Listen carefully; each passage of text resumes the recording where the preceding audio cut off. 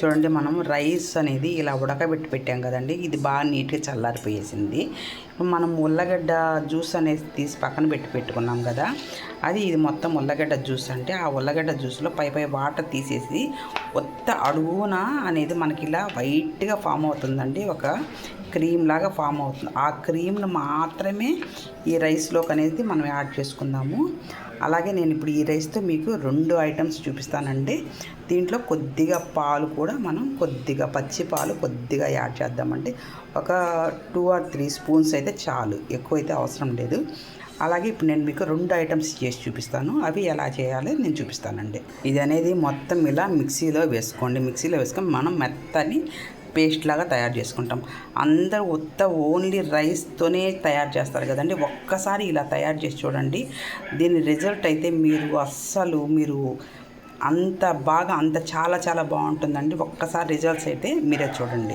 ఇప్పుడు దీన్ని మనం మెత్తటి పేస్ట్ లాగా చేసుకుంటాము. ప్రతి దాంట్లో కంటే మనకు పొటాటో అనేది, ఉల్లగడ్డ అనేది మన స్కిన్ని ఎంత బాగా మెరుపులాగా చేస్తుందంటే మన స్కిన్లో ఉండే ట్యాన్ మొత్తం తీసేస్తుందండి. అంత నీట్గా మంచి గ్లో అనేది వస్తుంది.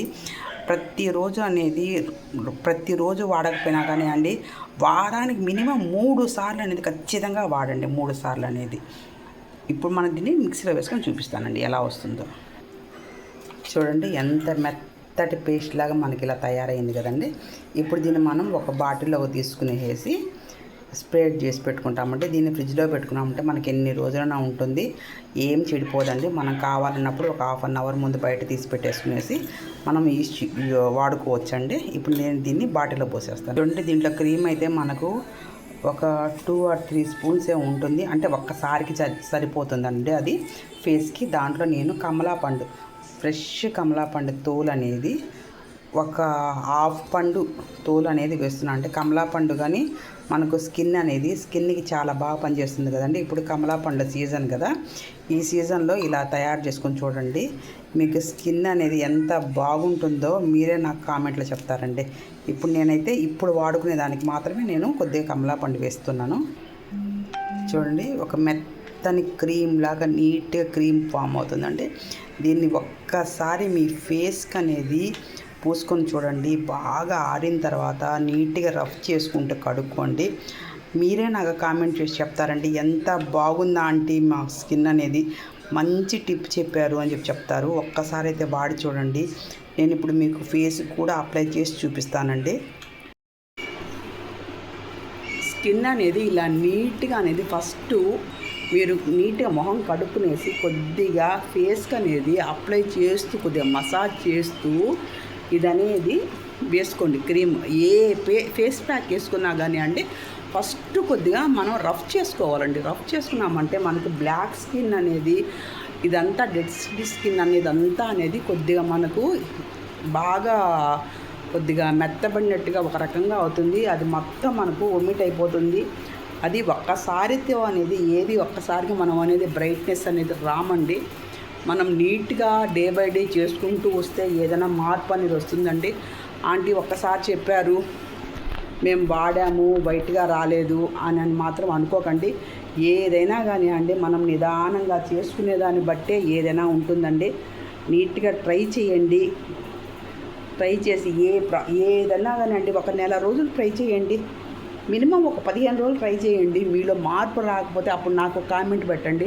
ఖచ్చితంగా అనేది మీరే చెప్తారు నాకు కామెంట్లో, ఆంటీ మేమైతే స్కిన్ బాగా వచ్చింది ఆంటీ, చాలా బాగుంది ఫేస్ ప్యాక్ అని చెప్తారు. ఏ ఫేస్ ప్యాక్ అన్నా కానీ అండి, 1కి 2 సార్లు నీట్గా రఫ్ చేసి లావుగా మందంగా అనేది ప్యాక్ అనేది వేయండి. నేను మీకు ఫేస్కి బాగా ఆరిపోయిన తర్వాత కడుక్కొని కూడా నేను మీకు చూపిస్తానండి ఎలాగుందో. మీరు ఫేస్ ప్యాక్ వేసేటప్పుడు ఇలా మొత్తం రఫ్ చేయండి. ఇంకొకటి వచ్చి నెక్కి, బ్యాక్కి అంతా నీట్గా అనేది మీరు ఈవెన్గా అప్లై చేసుకోండి.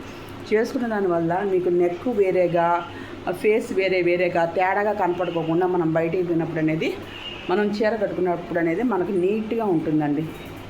ఖచ్చితంగా అనేది ఈ వీడియో చూసి మీకు నచ్చితే లైక్ చేయండి, షేర్ చేయండి, సబ్స్క్రైబ్ చేయండి. థ్యాంక్ యూ అండి.